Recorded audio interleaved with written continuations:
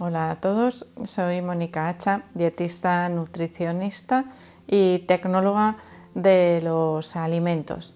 La celiaquía en muchos lugares se denomina como si fuese una enfermedad camaleónica, capaz de camuflarse, y en muchas ocasiones son más frecuentes los síntomas extradigestivos que los digestivos. Vamos a ver cuáles son esos síntomas.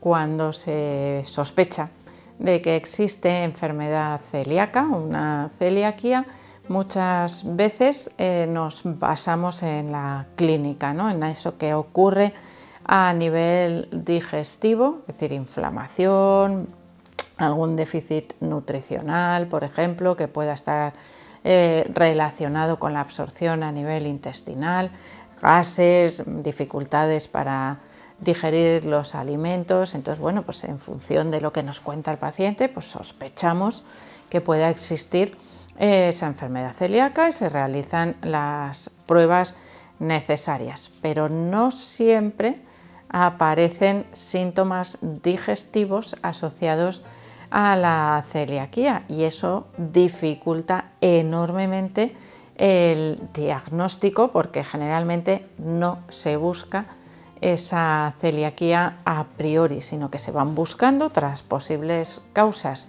que puedan estar relacionadas, y sin embargo, bueno, pues esa celiaquía es como que se queda en el olvido o en segundo plano. Sin embargo, sí es verdad que cada vez es más frecuente que los médicos lo tengan en cuenta ante la sospecha, ¿no?, de que existen otros síntomas extradigestivos, como os digo, sin relación aparente con su causa habitual.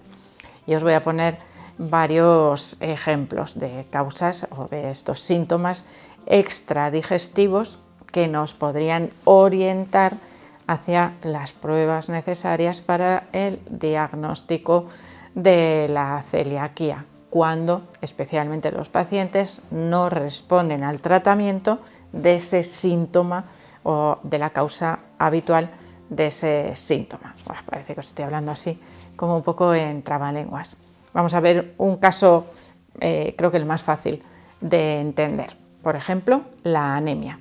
La anemia podría ser un síntoma extradigestivo de celiaquía. Es decir, a mí me hacen un análisis de sangre, me diagnostican una anemia ferropénica por déficit de hierro, y lo primero que va a hacer el médico es pautarme un aumento del hierro, unos suplementos, y además, bueno, pues que aumente el consumo de hierro en la dieta. Pero esa anemia no se resuelve. En el momento en el que yo dejo de tomar el suplemento, que evidentemente me hará mejorar esos depósitos de hierro y me hará mejorar la anemia, en el momento en el que dejo esos suplementos, vuelvo a tener anemia. Es decir, hay algo que se está comiendo el hierro que yo ingiero a través de la dieta. Bueno, no es que se esté comiendo, es que realmente mi cuerpo no está absorbiendo ese hierro. Podría ser la causa, por ejemplo, una falta de acidez estomacal que no prepara de manera adecuada ese hierro para poderlo absorber, o podría ser que la mucosa intestinal, esto os lo he explicado muchas veces, los dedos de guante es la forma normal, natural de mi mucosa intestinal, que hace que tenga mucha superficie para absorber todos los nutrientes, todo eso que necesita mi cuerpo. Las personas que tienen celiaquía tienen esa mucosa reducida, menos superficie y menos absorción de nutrientes, y en ese caso podría estar fallando, por ejemplo, la absorción del hierro y estar provocando esa anemia, y sin embargo no haber molestias a nivel intestinal, ni inflamación, ni diarreas, ni nada que podamos relacionar directamente con el consumo de gluten en la dieta. Vamos con más síntomas extradigestivos. La dermatitis, por ejemplo, vamos a ir ahora a nivel de la piel. La dermatitis, en concreto un tipo de dermatitis específico que se denomina dermatitis herpetiforme, está íntimamente relacionada con la aparición de celiaquía. ¿Qué ocurre? Que hasta que se diagnostica como dermatitis herpetiforme, esas afecciones de la piel, esa dermatitis, una inflamación, una alteración de la piel, bueno, pues puede transcurrir bastante tiempo. La psoriasis, por ejemplo, que es una enfermedad autoinmune que también afecta a la piel, está asociada cantidad de veces, no siempre, pero en gran parte de las ocasiones, con la celiaquía también. Por lo tanto, en este caso sí, cada vez que se diagnostica una de las dos, se trata de comprobar si realmente hay celiaquía o no, porque el tratamiento será diferente en función de si existe o no la celiaquía. ¿Por qué?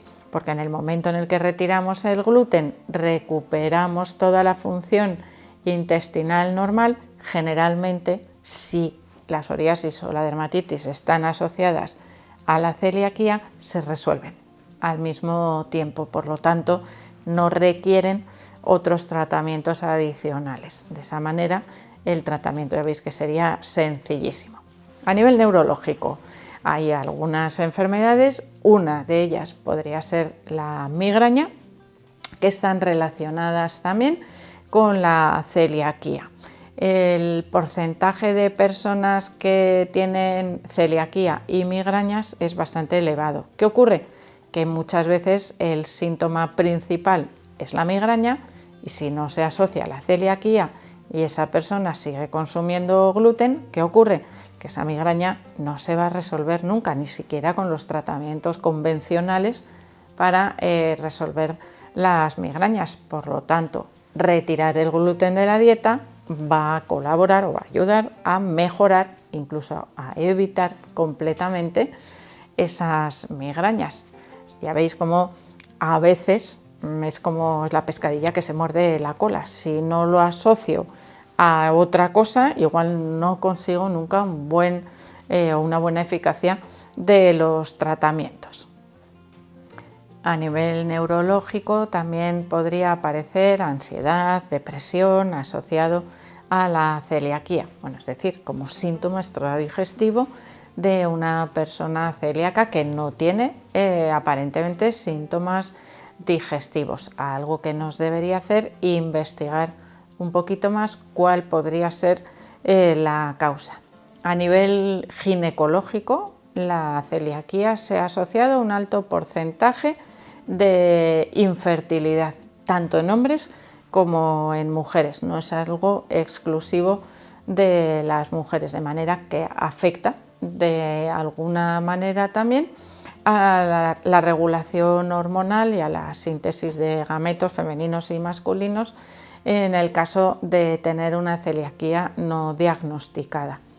A nivel endocrino, la celiaquía como síntoma extradigestivo está gran parte de las veces asociada a problemas de tiroides, especialmente hipotiroidismo y en concreto hipotiroidismo de Hashimoto, que sería la versión autoinmune del hipotiroidismo. Por lo tanto, ante un hipotiroidismo de Hashimoto deberíamos realizar también las pruebas, al menos de anticuerpos, relacionadas también con la celiaquía. ¿Que sale alguna pista? Bueno, vamos a seguir investigando para conseguir o tener un diagnóstico positivo o negativo.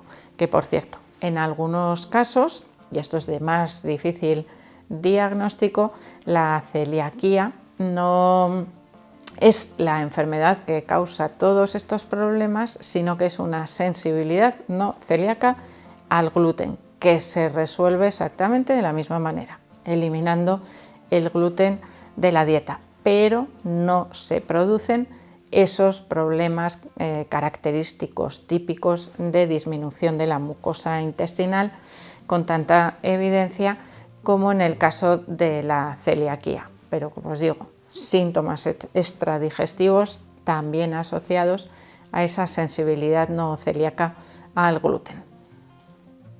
Como habéis visto, de ahí, de toda esa variedad de síntomas enorme, completamente diferentes que pueden aparecer, esa denominación, ¿no?, de la celiaquía como enfermedad camaleónica que es capaz de camuflarse. A veces, incluso, fijaros, los dolores articulares podrían estar ocasionados por o esa sensibilidad no celíaca al gluten o por una celiaquía. Cuando existe celiaquía, tenemos que tener en cuenta que es una enfermedad autoinmune y que muchos de estos síntomas que hemos ido viendo también están relacionados con la autoinmunidad o con la activación del sistema inmune que ataque, bueno, pues de alguna manera los tejidos propios de cada persona.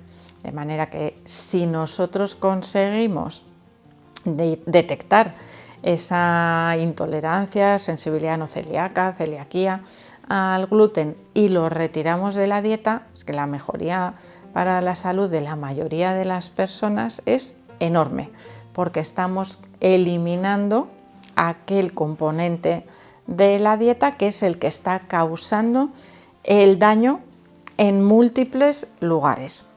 De hecho, cuando se prepara un tratamiento, por ejemplo, para cualquier enfermedad autoinmune, lo primero que se retira es el gluten, para ver el efecto que se produce en la producción de anticuerpos. Si caen, si se reducen al retirar el gluten, es muy probable que pueda existir alguna patología asociada al consumo del gluten, como la celiaquía o la sensibilidad no celíaca al gluten. Si se vuelve a reintroducir y vuelven a aumentar los anticuerpos, evidentemente tenemos ahí una reacción, ¿no? Acción-reacción. Pues introduzco gluten, aumenta anticuerpos, los reduzco, se reducen. Vamos a buscar con un poco más de intensidad o con las pruebas adecuadas si realmente hay algo que está provocando esos síntomas